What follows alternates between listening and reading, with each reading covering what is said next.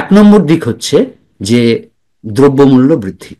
দ্রব্যমূল্য বৃদ্ধি সর্বস্তরে, মানে মুদিখানা থেকে শুরু করে, বাজার থেকে শুরু করে, সাপ্লাই থেকে শুরু করে, হোটেল এয়ারলাইন্স থেকে শুরু করে, আমাদের যে খুচরো বিক্রেতা যারা আছে তাদের থেকে শুরু করে, গ্যাসের প্রাইস, যেটাকে গ্যাস বলি আমরা, তেল, গাড়ির তেল, সেটা থেকে শুরু করে সর্বত্র এটা হয়েছে। যেটা আমাদের নজরে আসেনি এতদিন, সেটা হচ্ছে বেসরকারি স্তরে বিভিন্ন ইন্ডাস্ট্রি তারা নির্বিচারে ছাঁটাই করেছে, কম কর্মীতে চালিয়েছে, তারা আর কর্মী নিয়োগ করেনি এবং তখন থেকে দামটা বাড়তে শুরু করেছে। এই দামটা বাড়তে বাড়তে আজকে নাভিশ্বাসের জায়গায় পৌঁছে গেছে। ধরো যেটা তেলটা আমরা কিনতাম $2 দিয়ে 1 গ্যালন, সেটা এখন $3.5। কাজেই এইটার প্রত্যক্ষ প্রভাব অনেকে, যারা নাকি একটা রিটেলে কাজ করে এবং খুব ঘন্টা ভিত্তিতে 7 টাকা ম্যাক্সিমাম দেয়, $7, $7 চাকরি করে, তাদের অনেক ভালো প্রত্যেক দিন গাড়ি করে আসা যাওয়ার থেকে বাড়িতে বসে থাকা। এবং বাড়িতে বসে থেকে তারা প্রথম 2 বছর যেহেতু আনএমপ্লয়মেন্ট ইন্স্যুরেন্স থেকে সরকারের কাছ থেকে কিছু টাকা পায়। যে 5% হিসেব দিচ্ছ তোমার, সেটা সরকারি ভাবে 4%, 5%, তার সঙ্গে তোমার অভিজ্ঞতা কিন্তু অনেক বেশি। তুমি প্রায় 75% বৃদ্ধির কথা বললে রিটেলে, এবং গ্যাসেও প্রায় 75% বৃদ্ধির কথা বললে। এবং সেই সঙ্গে কি কারোর আয়ের কোনো পরিবর্তন হয়েছে? আয় কি বেড়েছে কারোর? এখনো পর্যন্ত যে পিউ, যে অর্গানাইজেশনটা বিভিন্ন খুবই বিখ্যাত আমাদের দেশের, আমেরিকার 1 নম্বর গবেষণা সংস্থা, সমীক্ষা সংস্থা, তাদের হিসেব অনুযায়ী এখনো পর্যন্ত 69% লোক বলছে যে ট্রাম্প যা করছেন ঠিক করছেন, এবং প্রেসিডেন্ট বলেছেন যে আপনারা কয়েকটা দিন একটু কষ্ট করুন, আমি পরিস্থিতির হাল ফিরিয়ে দেব। এটা মানুষ বিশ্বাস করছে। তুমি যে একটা রিসেশন, একটা মন্দার কথা বললে, এইটা আমি কিছুদিন ধরে সংবাদপত্রে পড়ছিলাম, আমেরিকান সংবাদপত্রে। তোমাকেও আমি পাঠিয়েছি কিছু এরকম সংবাদপত্র, যেগুলো আমরা এখানে বসে পাই, ওয়াল স্ট্রিট জার্নাল বা অন্যান্য। তো তাতে আমি যে পড়ছিলাম, তাতে ট্রাম্প নিজেই স্বীকার করছে যে একটা মন্দার পদধ্বনি শোনা যাচ্ছে। আমি এরপরে যেটা তোমার কাছে আসবো, যে এই পরিস্থিতিতে আমরা দেখতে পাচ্ছি সংবাদ মাধ্যমে যে বহু মানুষ রাস্তায় নেমে বিক্ষোভ দেখাচ্ছেন, প্রতিবাদ করছেন, এবং তারা ট্রাম্পের বিরুদ্ধে এবং ইলন মাস্কের বিরুদ্ধে প্রতিবাদে সামিল হচ্ছেন, বিশেষ করে মাস্কের বিরুদ্ধে। এবং মাস্কের টেসলা কার বেশ কয়েক জায়গায় সমস্যায় পড়েছে, ভাঙচুর হয়েছে, আগুন লাগানো হয়েছে।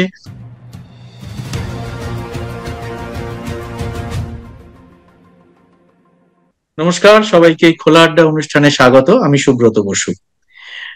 ট্রাম্প এবং এলন মাস্ক ক্ষমতায় আসার পরে আমেরিকার সাধারণ মানুষের জীবনযাত্রার কিন্তু অনেকটাই পরিবর্তন হয়েছে।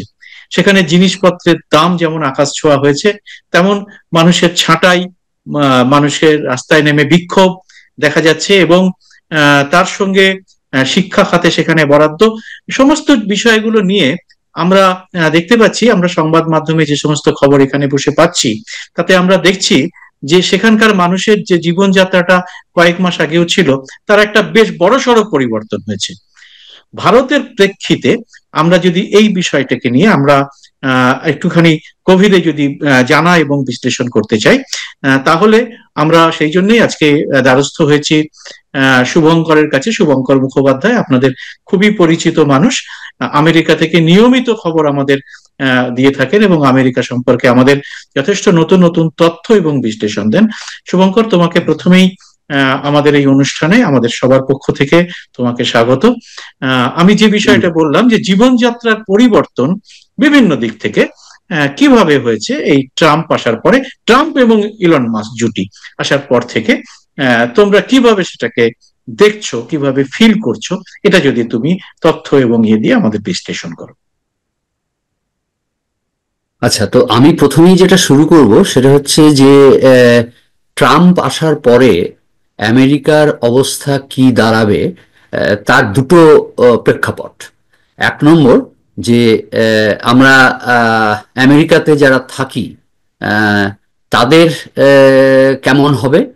আর 2 নম্বর হচ্ছে যে বহির্বিশ্ব যারা আমেরিকার দিকে নানা কারণে তাকিয়ে থাকে এবং আমেরিকার ব্যাপারে একটা আকাঙ্ক্ষা তাদের মধ্যে কাজ করে তাদের দিক থেকে, এবং সেটা অবশ্যই যেহেতু আমাদের এটা ভারতের প্ল্যাটফর্ম, সেহেতু ভারতের বিষয়টাই বেশি প্রাধান্য পাবে আমাদের আলোচনায়। তো এখন যেটা আমার বলার ইচ্ছে সেটা হচ্ছে যে এখনো পর্যন্ত ট্রাম্পের যে নতুন সিদ্ধান্তগুলো প্রত্যক্ষভাবে জনজীবনকে প্রভাবিত করবে, সেটা কিন্তু শুরু হয়েছে, এখনো শেষ হয়নি। তার দুটো দিক। এক নম্বর দিক হচ্ছে যে দ্রব্যমূল্য বৃদ্ধি। দ্রব্যমূল্য বৃদ্ধি সর্বস্তরে, মানে মুদিখানা থেকে শুরু করে, বাজার থেকে শুরু করে, সাপ্লাই থেকে শুরু করে, হোটেল এয়ারলাইন্স থেকে শুরু করে, আমাদের যে খুচরো বিক্রেতা যারা আছে তাদের থেকে শুরু করে, গ্যাসের প্রাইস, যেটাকে গ্যাস বলি আমরা, তেল, গাড়ির তেল, সেটা থেকে শুরু করে সর্বত্র এটা হয়েছে। এটা এটার মূল কিন্তু ট্রাম্প আসার পরে নয়।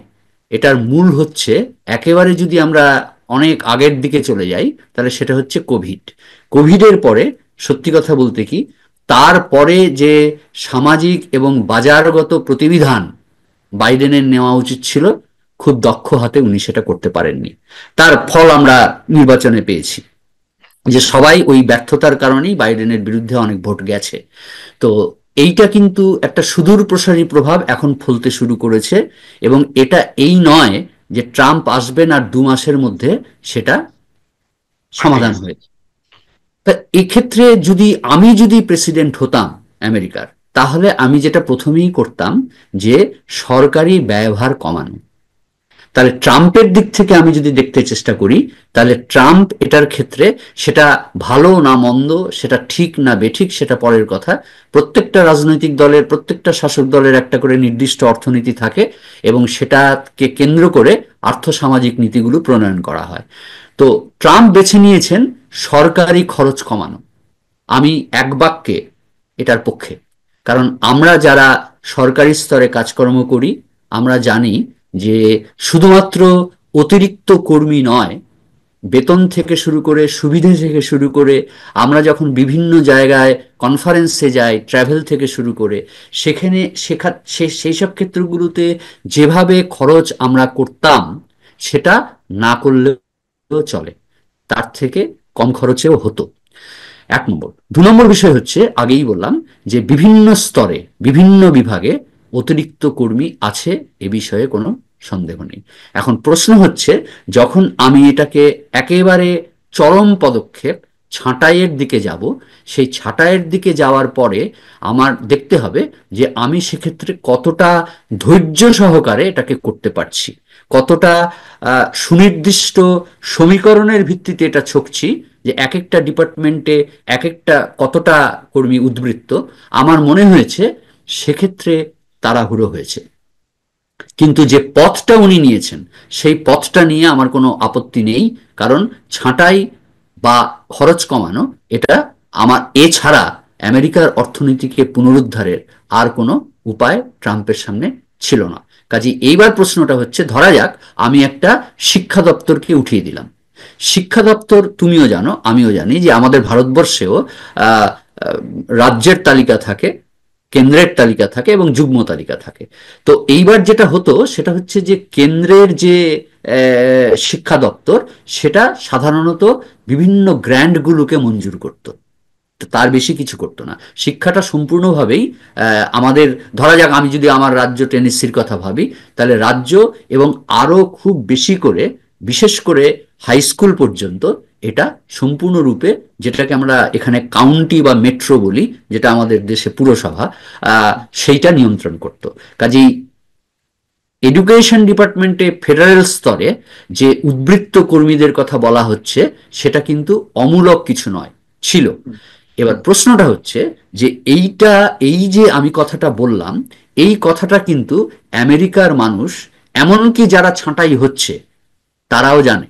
এবং আমেরিকার আরেকটা বড় ডিসঅ্যাডভান্টেজ, আমি বলবো, অ্যাডভান্টেজ বলতে পারি কিন্তু এই পরিস্থিতিতে ডিসঅ্যাডভান্টেজ, যে আমেরিকার সরকারি বা বেসরকারি স্তরে অবসরের কোনো বয়স নেই।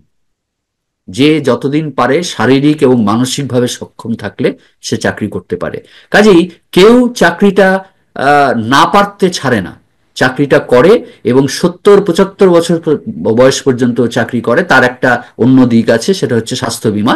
স্বাস্থ্য বীমা এত এখানে বেসরকারি জায়গায় নিজের থেকে কিনলে এত চড়া মূল্যের, যে সরকারি বা কর্মক্ষেত্র থেকে সাহায্য না পেলে এটাকে মেনটেন করা মুশকিল।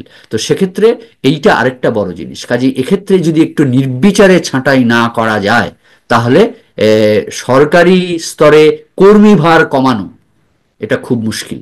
তো সেই দিক থেকে আমি ট্রাম্পের পথটাকে সমর্থন করি। আমি শুধু বলবো যে এক্ষেত্রে ওনার আরো একটু গবেষণা দরকার ছিল, যে সত্যি সত্যি কত ক্ষেত্রে কি। এইবার প্রশ্নটা হচ্ছে যে এরপরে আমি আসবো দ্রব্যমূল্যের বৃদ্ধিতে। দ্রব্যমূল্যের ক্ষেত্রেও আমি দেখব যে কোভিডের পর থেকে আমেরিকার যেটা সবচেয়ে বড়, যে কোনো রিটেল, যে কোনো ইন্ডাস্ট্রি বেঁচে থাকে সাপ্লাই চেনের উপরে।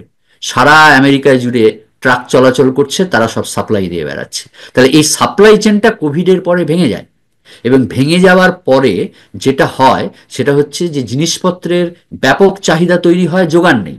এক্ষেত্রে যেটা হয় প্রথমেই, যেটা আমাদের নজরে আসেনি এতদিন, সেটা হচ্ছে বেসরকারি স্তরে বিভিন্ন ইন্ডাস্ট্রি তারা নির্বিচারে ছাঁটাই করেছে, কম কর্মীতে চালিয়েছে, তারা আর কর্মী নিয়োগ করেনি, এবং তখন থেকে দামটা বাড়তে শুরু করেছে।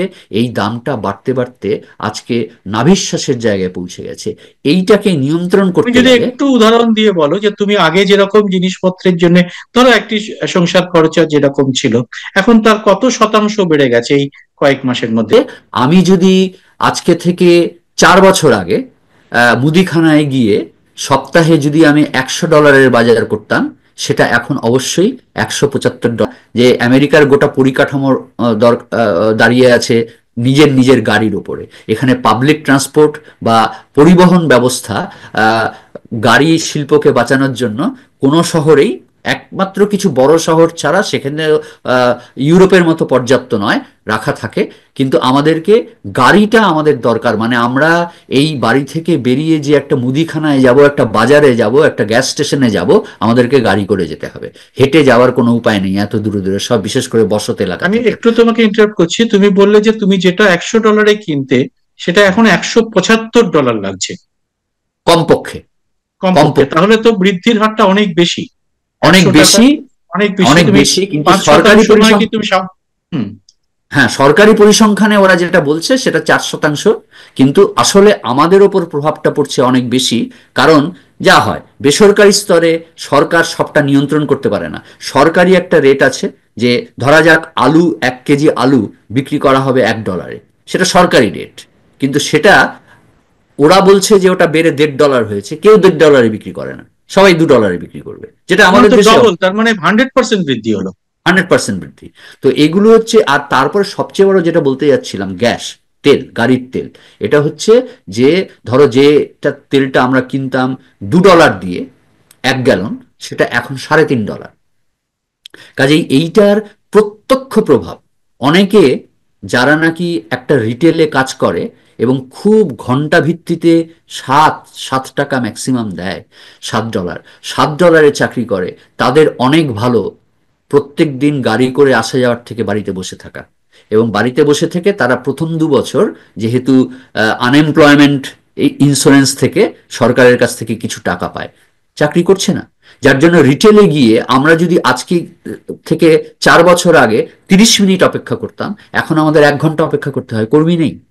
কাজে এই ব্যাপারটাকে সমাধান করতে গেলে যে ব্যাপক ইনফ্রাস্ট্রাকচারের দরকার, যে ব্যাপক কড়া হাতে মোকাবিলা করার দরকার, সেইটা এখনো সরকারি স্তরে ছকে নেওয়া সম্ভব হয়নি। এটা খুব আর্লি। কিন্তু সরকারি স্তরেই বলা হচ্ছে, বেসরকারি স্তরের বিভিন্ন সমীক্ষার ভিত্তিতে তারা ঠিক করেছে যে আগামী কয়েক দিনে মুদিখানার দর বিশেষ করে আরো 5% বাড়বে, গ্যাসের দর বাড়বে, কোনোটাই নিম্নমুখী নয়। এবং কিন্তু তুমি সবচেয়ে বড় যে যেটা, 5%-এর হিসেব দিচ্ছ, তোমার সেটা সরকারি ভাবে 4%, 5%, তার সঙ্গে তোমার অভিজ্ঞতা কিন্তু অনেক বেশি। মানে তুমি একেবারে প্রায় 75% বৃদ্ধির কথা বললে রিটেলে, একেবারে এবং গ্যাসেও প্রায় 75% বৃদ্ধির কথা বললে। এবং সেই সেই সঙ্গে কি কারোর আয়ের কোনো পরিবর্তন হয়েছে? আয় কি বেড়েছে কারোর? কোনো পরিবর্তনই হয়নি, কোনো পরিবর্তনই হয়নি। কারণ এইখানে আমাদের দেশে যেরকম একটা নিয়ম অনেক ক্ষেত্রেই চালু আছে যে প্রতি বছর একটা ইনক্রিমেন্ট, সেই রকম এবং কোনো ব্যবস্থায় মহার্ঘভাত এবং দ্রব্যমূল্য মহার্ঘভাত বৃদ্ধির সঙ্গে একটা প্রাইস সরকারি ইন্ডেক্স, কর্মীদের একটা, হ্যাঁ মূল্যসূচক দিয়ে, হ্যাঁ হ্যাঁ, হ্যাঁ, একটা সেটার ডিএ এখানে তারা কোনো, পায়, ডিএ, না হ্যাঁ। সেটার এখানে কোনো ওই রকম কোনো ব্যবস্থা নেই। কারণ এতদিন আমেরিকা অভ্যস্ত ছিল না, এটা আমাদের জানতে হবে যে এতদিন আমেরিকা বাজারের সঙ্গে সঙ্গে তার প্রত্যক্ষ প্রভাবটা কিভাবে চাকরিজীবীদের ওপর পড়ছে সেই ব্যাপারটা নিয়ে আমেরিকার কোনো সেট আপ ছিল না। ঠিক যেটা 9/11-এর পরে হয়েছিল, 9/11-এর আগে পর্যন্ত অভ্যন্তরীণ নিরাপত্তার কোনো সেট আপ আমেরিকা ছিল না। এত নিরাপদ এবং নির্বিঘ্ন আমেরিকার জনজীবন ছিল। ঠিক সেভাবেই আমি বলছি এখনো তাই হয়েছে। সেই পরিকাঠামো সরকারি স্তরে তৈরি হওয়ার এখনো পর্যন্ত খুব আর্লি। এটা বাইডেন করলে অনেক ভালো হতো বলে আমি মনে করি। ট্রাম্পের ওপর চাপ পড়েছে। একটা কথা আমি শুধু বলবো যে এত সবের পরেও আমি আজকে যাই বলি না কেন, আমেরিকানদের একটা বড় অংশ কিন্তু ট্রাম্পকে আরো সময় দিতে চায়।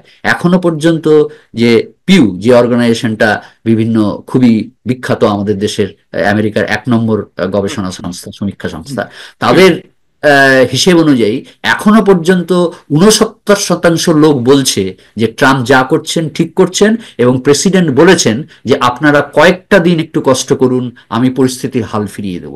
এটা মানুষ বিশ্বাস করছে। এবং আমিও পরোক্ষভাবে হলেও আমি বলতে চাই যে উনি যেমন কিছু ক্ষেত্রে তড়িঘড়ি করেছেন, কি কারণে করেছেন আমি জানি না, কতটা জরুরি ভিত্তিতে করেছেন আমি জানি না, আমাদেরও কিন্তু এক্ষেত্রে তড়িঘড়ি ঘড়ি করলে চলবে না। আমাদেরকে ওনাকে একটু সময় দিতে হবে যে কিভাবে উনি পরিস্থিতির মোকাবিলা করছেন। কারণ আমি বলছি এইটা যদি আর কয়েকদিন চলে, সরকারি স্তরেও এই আশঙ্কা করা হচ্ছে রিসেশন হবে, শাটডাউন হবে। এর আগেও হয়েছে, এর আগে বাইডেনের সময় প্রতি বছর হয়েছে শাটডাউন, ওবামার সময় শাটডাউন হয়েছে, এবারও হবে। আমার বক্তব্য হচ্ছে যে যে পরিস্থিতিটা গত 4 বছরের পুরনো, সেই পরিস্থিতিটাকে নিয়ন্ত্রণ করতে গেলে সরকারি স্তরেও যেরকম একটু ধৈর্য দরকার, আমাদের জনগণের স্তরেও একটু ধৈর্য দরকার। এটাই আমেরিকার জনজীবনের ওপরে আমেরিকার যে বাজারের প্রত্যক্ষ প্রভাব, সে ব্যাপারে আমার মতামত। তুমি যে একটা রিসেশন, একটা মন্দার কথা বললে, এইটা আমি কিছুদিন ধরে সংবাদপত্রে পড়ছিলাম, আমেরিকান সংবাদপত্রে। তোমাকেও আমি পাঠিয়েছি কিছু এরকম সংবাদপত্র, যেগুলো আমরা এখানে বসে পাই, ওয়াল স্ট্রিট জার্নাল বা অন্যান্য। তো তাতে আমি যে পড়ছিলাম, তাতে আহ, ট্রাম্প নিজেই স্বীকার করছে যে একটা মন্দার পদধ্বনি শোনা যাচ্ছে। হ্যাঁ, এবং তার সঙ্গে আবার উল্টো একটা বক্তব্য আসছে সরকারি আহ, আধিকারিকদের কাছ থেকে, যে না, সেরকম কোনো বিপদের আশঙ্কা নেই। এটা এটা কি এটা কি চাপা দেওয়ার চেষ্টা, না এটা এটা বিভিন্নভাবে দেখা হচ্ছে যে ট্রাম্প মনে করছেন যে মন্দা আসবে, কিন্তু সরকারের একটা অংশ মনে করছে যে না, আসবে না?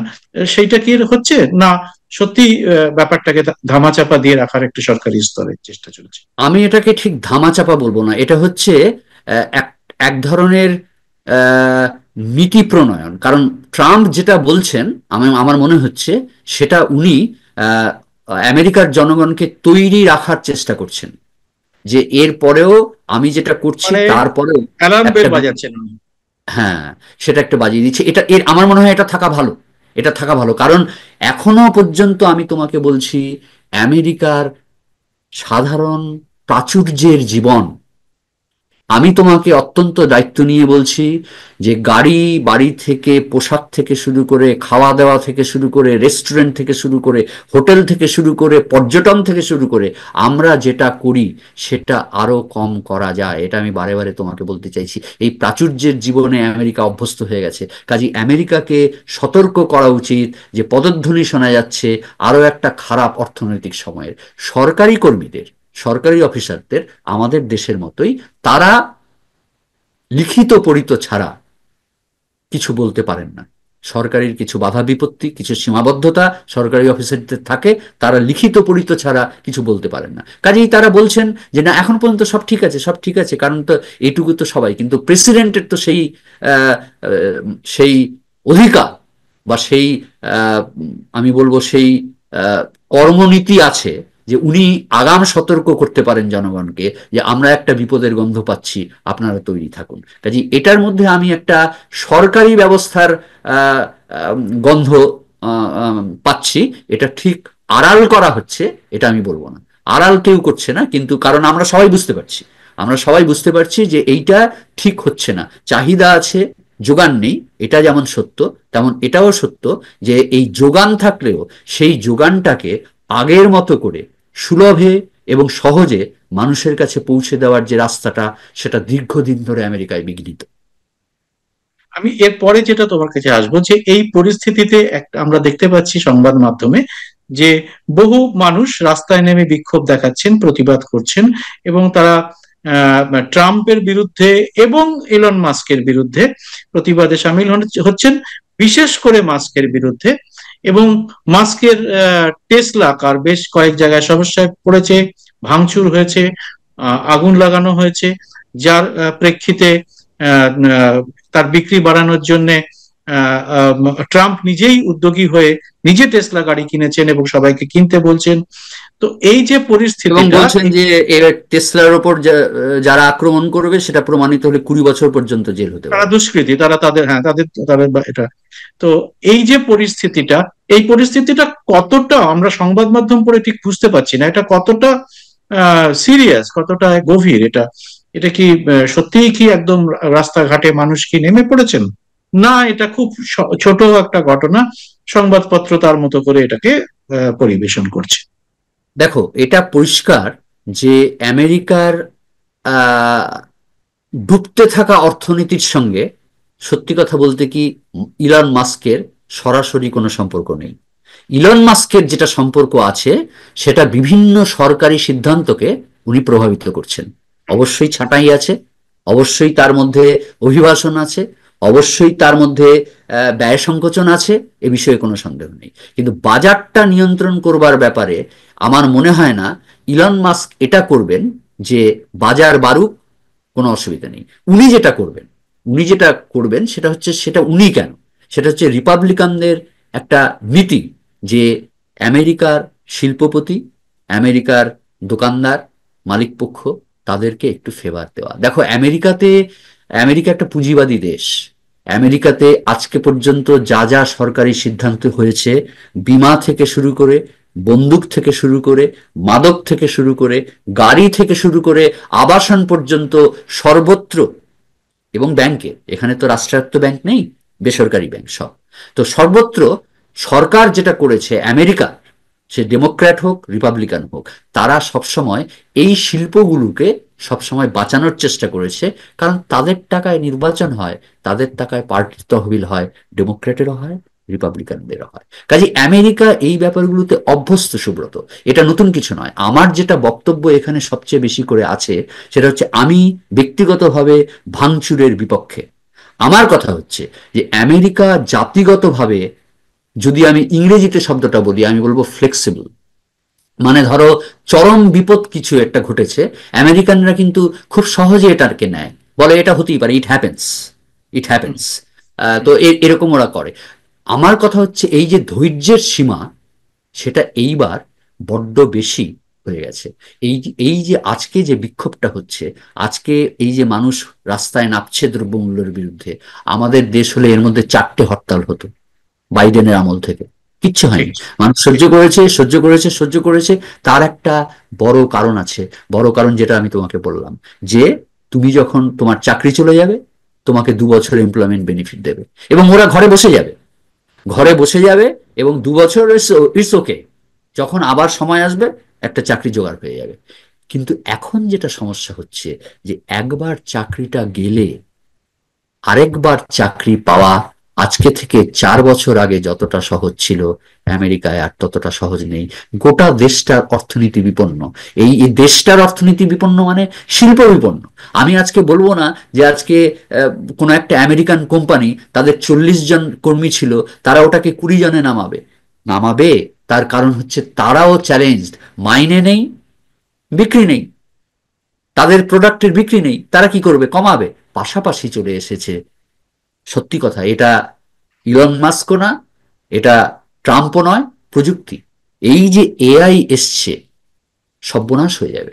কারণ এই এআইটাকে কেন্দ্র করে যেটা হচ্ছে, এটা প্রত্যেকটা জায়গায় এআই কে দিয়ে যেভাবে প্রয়োগ করা হচ্ছে, এখনো সরকারি স্তরে হয়নি, খুব আনন্দের কথা, কিন্তু যেভাবে বেসরকারি স্তরে হচ্ছে, সে তাতে করে বেসরকারি স্তরে একটা সময় দাঁড়াবে আজকে থেকে 1 বছর পরে, যখন বেসরকারি স্তরের ফায়ার ছাঁটাই সরকারি স্তরকে ছাপিয়ে যাবে। কারণ আমাদের দেশের মতোই এদেশে বরাবর, আমাদের দেশে নতুন হয়েছে, একটা সময় ছিল আমাদের পাড়ায় যদি 80 জন চাকরি করতেন, তার মধ্যে 70 জনই সরকারি জায়গায় চাকরি করতেন। এখন অবস্থা চেঞ্জ হয়েছে ভারতবর্ষে, এখন 80 জন চাকরি করলে হয়তো 75 জনই বেসরকারি স্তরে কাজ করে। কিন্তু আমেরিকায় তো বরাবরই বেসরকারি। আমি দেখছিলাম সেদিন যে তুমি যদি ফেডারেল এবং স্টেট গভর্নমেন্ট ধরো, তাহলে চাকরিজীবী লোকেদের মধ্যে এটা মাত্র 12% সরকারি স্তরে চাকরি করে, তার 88% কিন্তু বেসরকারি স্তরে চাকরি করে। এবং সেইখানে এখন চলছে ফায়ারিং। তো সেটা যখন চূড়ান্ত পর্যায়ে যাবে, সেটা অনেক বেশি রকম বেসরকারি স্তরে ছাঁটাইয়ের পরিমাণ দাঁড়িয়ে যাবে। কাজে এই বিষয়টা নিয়ে আমি ইলন মাস্কের কথাটা যেটা বলবো, সেটা হচ্ছে টেসলা গাড়ি একটা লোক বিক্রি করবে, আমার ক্ষমতা আছে কিনবো, ক্ষমতা নেই কিনবো না, সেটা আমি করতে পারি। কিন্তু এটাকে ভাঙচুর করা বা আমেরিকার যাবতীয় অর্থনৈতিক বিপন্নতার জন্য টেসলা গাড়ি দায়ী, এটা আমরা মানব না। যেভাবে আমরা মানব না যে সরকারি স্তরের এই ভাবনা যে যাবতীয় সমস্যার জন্য অভিবাসীরা দায়ী, সেটা যদি আমরা না মানি, তাহলে এটাও মানব না যে যাবতীয় অর্থনৈতিক বিপন্নতার জন্য ইলন মাস্কের ব্যবসা দায়ী। আমি শুভঙ্কর এর পরে যে প্রশ্নটা তোমার কাছে রাখবো সেটা হচ্ছে যে এই যে আহ, বিপন্নতার কথা তুমি বললে আমেরিকার অর্থনীতির, এর প্রভাব ভারতীয়দের মধ্যে যারা ওখানে আছে কর্মরত বা আমেরিকান বিভিন্ন কোম্পানিতে কাজ করে, এখানে বসেই, ভারতে বসেই, ভারতে বা বাংলাদেশে বসে কাজ করে বা ওখানে যারা রয়েছে, এদের উপর কি রকম পড়তে পারে? সবার আগে কি খুব এদের উপরে পড়বে যারা ভারতীয় রয়েছে? মানে ভারতীয় আমেরিকান নাগরিক চাকরিজীবী, এটা তুমি জানতে চাইছো? যারা আচ্ছা, বেসরকারি, তুমি যে বললে যে ওখানকার সরকারি বা বেসরকারি স্তরে যারা চাকরি বেসরকারি, করি আমি আমরা মূলত ভারতীয়, অথচ বেসরকারিতেই। হ্যাঁ, অথচ আমেরিকান তারা নাগরিক তারা না। ব্যাপক ফায়ার করছে, তারা আরো বেশি খারাপ অবস্থায় যদি যায় অর্থনীতি, তাহলে আরো বেশি ফায়ার করবে, এবং সেখানে ভারতীয়দের উপরে কোপটা কি বেশি পড়বে? দেখো, একটা জিনিস আমি বলি, আমেরিকায় সরকারি স্তরে চাকরির ক্ষেত্রে ভারতীয়দের একটা বড় অংশ রয়েছে, 1 নম্বর। 2 নম্বর, বেসরকারি স্তরে যেগুলো সার্ভিস সেক্টর সেগুলোতে নয়, যেগুলো টেকনোলজি সেক্টর, ইঞ্জিনিয়ারিং সেক্টর, সেখানে ডাক্তারদের কথা আমি বলছি না, কারণ ডাক্তারদের এমনিতেই গোটা আমেরিকাতে ডাক্তারের ব্যাপক চাহিদা। কারণ একটা হাসপাতালে যদি 10 জন ডাক্তার লাগে, ওখানে 5 জন ডাক্তার আছে, অসুবিধা হবে না। ইঞ্জিনিয়ারিং ক্ষেত্রে যে ভারতীয় আমেরিকান নাগরিকরা চাকরি করে, তাদের ছাঁটাইয়ের সম্ভাবনা আছে। সরকারি স্তরে আমাকে দেখতে হবে ডিপার্টমেন্ট অনুযায়ী, একটা বিভাগ অনুযায়ী দেখতে হবে। যে ডিপার্টমেন্টগুলোর সাথে সরাসরি জনকল্যাণমূলক পরিষেবাগুলো যুক্ত, সেইখানে আমার মনে হয় ঘাটতি, মানে উদ্বৃত্ত কর্মী নেই। উদ্বৃত্ত কর্মী আছে যেগুলো হচ্ছে পলিসি মেকিং বডি, যেমন ধরো এনআইএইচ, যারা সারা আমেরিকার স্বাস্থ্য সংক্রান্ত নীতিগুলো নির্ধারণ করে এবং প্রণয়ন করে, সেখানে উদ্বৃত্ত কর্মী আছে। গবেষণার ক্ষেত্রে উদ্বৃত্ত আছে। তার কারণ হচ্ছে, উদ্বৃত্তটা আমি বলবো এই কারণে যে গবেষণাটা তো আর সার্ভিস নয়, কিন্তু উদ্বৃত্ত এই কারণে, কারণ আমেরিকার ফেডারেল গভর্নমেন্টের যেসব গবেষণার জন্য মঞ্জুরি, সেগুলো দ্রুত হারে কমে গেছে। তো আজকে যদি এই মঞ্জুরি 100 থেকে কমে অলরেডি 30 হয়ে থাকে, তার মানে এইখানে তো আলটিমেটলি কর্মী উদ্বৃত্তই হয়ে গেল। তাহলে আমি গবেষণাটা কাকে দিয়ে করাবো, আর গবেষণাটা কি নিয়ে করাবো? টাকাই নেই। কাজে এই ব্যাপারগুলো, কিন্তু পাশাপাশি আরেকটা কথা আমি বলবো, যে দ্রব্যমূল্য বৃদ্ধির ক্ষেত্রে যে প্রভাবটার কথা আমরা এখনো পর্যন্ত বলছি, সত্যি কথা বলছি, যার জন্য আমেরিকানদের এই কথাটা বিশ্বাস করেছে, আমেরিকানরা যে অভিবাসীরা লুটেপুটে খাচ্ছে, এই কথাটা যে বিশ্বাস করেছে, তার কারণ হচ্ছে আমরা, ধরো ভারতীয়রা, বিশেষ করে আমি খুব আরো স্পেসিফিক্যালি বলি, পশ্চিমবঙ্গের বাঙালিরা আমেরিকাতে এসে শিক্ষা এবং পেশাদার ক্ষেত্রে চাকরি করছি। আমরা সত্যি কথা বলতে কি, বড় চাকরি করি, মাইনের প্রশ্নে বড় চাকরি করি, পদের প্রশ্নে বড় চাকরি করি, এবং সবচেয়ে বড় কথা, আমাদের সেই পারদর্শিতাটা আছে।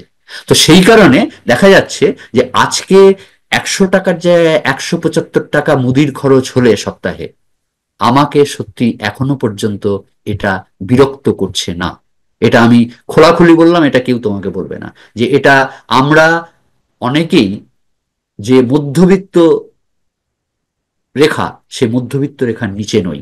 কাজেই আমরা আরো কিছুদিন সহ্য করব, কারণ আমাদের মনে এমনিতেই একটা সাইকোলজিক্যাল ট্রমা তৈরি হয়েছে যে আমাদেরকে এইখানে আরো বেশি সংযত থাকতে হবে।